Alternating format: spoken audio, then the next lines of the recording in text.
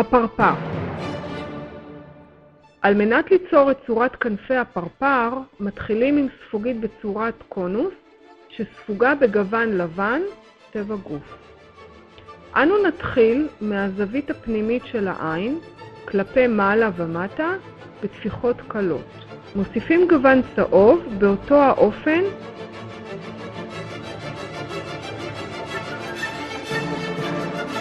ולאחר מכן מוסיפים את הגוון האדום.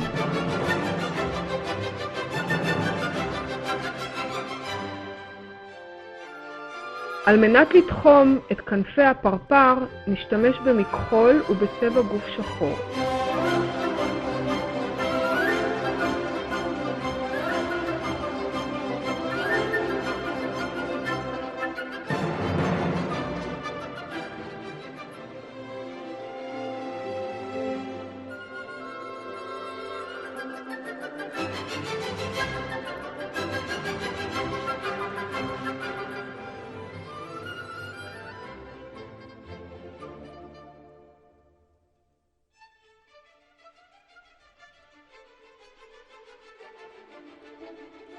שוב, בעזרת מכחול וצבע גוף שחור נצייר עיגול בין הגבות.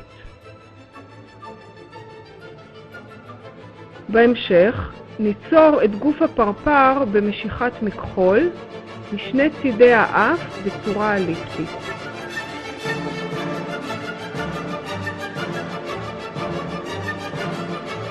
את גוף הפרפר נחלק במספר קווים בגוון השחור.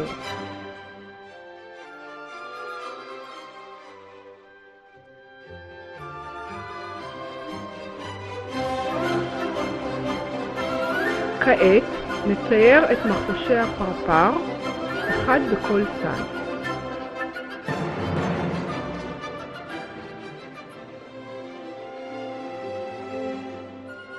נמרח את צפתי הילדה בגלוס עדין.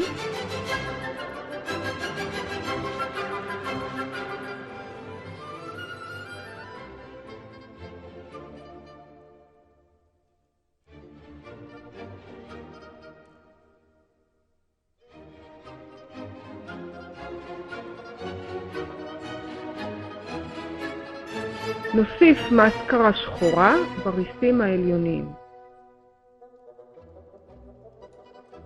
ולבסוף נמלא את השלבים בגוף הפרפר בצבע גוף לבן.